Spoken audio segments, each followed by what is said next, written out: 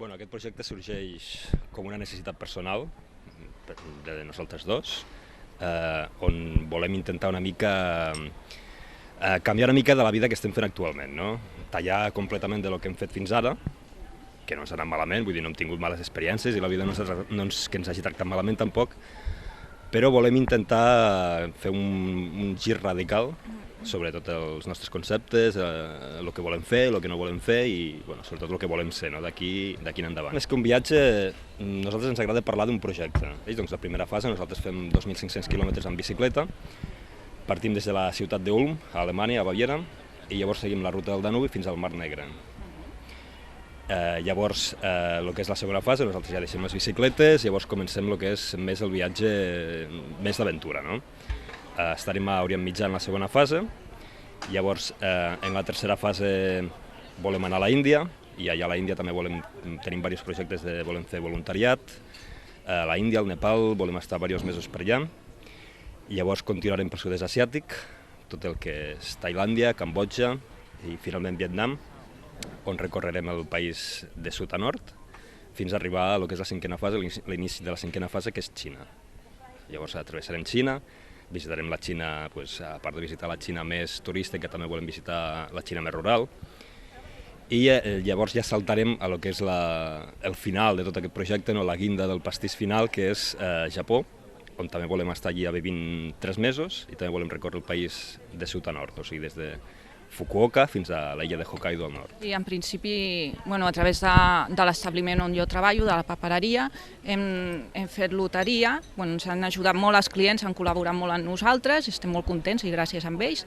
Llavors, a part la família també ens ha ajudat, llavors establiments aquí de Vilanova ens han ajudat bastant, també han col·laborat amb nosaltres. Hi ha gent que comenta, encantada de la vida, tant de bo fos jo no m'ho pensaria, si no tingués obligacions o el que fos, no m'ho pensaria, hi ha de tot, d'un extrem a un altre. A l'extrem més dolent que m'he trobat potser està que et diguin diu, esteu bojos, diu, això pot acabar molt malament, diu, no sabeu on us heu posat, a mi em dones un hotel de luxe 5 estrelles, que m'ho portin tot i ja està. Que és la pàgina web, que és 2012.davidmayos.com. Llavors aquí nosaltres anirem explicant tot el que és el nostre viatge, però no només on estem, sinó a qui coneixem, què ens trobem pel camí. Vull dir, volem explicar una mica tot, no? Des del nostre punt de vista, que també és particular. Cadascú té el seu i els dos intentarem explicar des del nostre punt de vista. Llavors aquest és el pilar central de tot el projecte, la pàgina web. Llavors hi ha un altre pilar, que és de tot això ha de sortir un llibre, d'acord? Amb tota l'experiència d'aquests any i mig o 2 anys que estem fora, viatjant.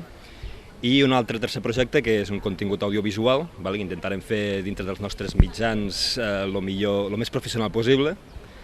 I aquests són els 3 pilars sobre els que intentem sustentar aquest projecte. A mi globalment tot el viatge em sembla apassionant, no? Però llavors sí que hi ha 3 o 4 llocs que són els més interessants, no?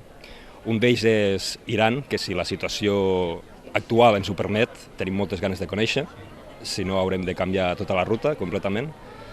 Un altre és la Índia, un país que sempre hem volgut anar, i ara aprofitarem aquest projecte per visitar-lo de dalt a baix i de forma bastant extensa.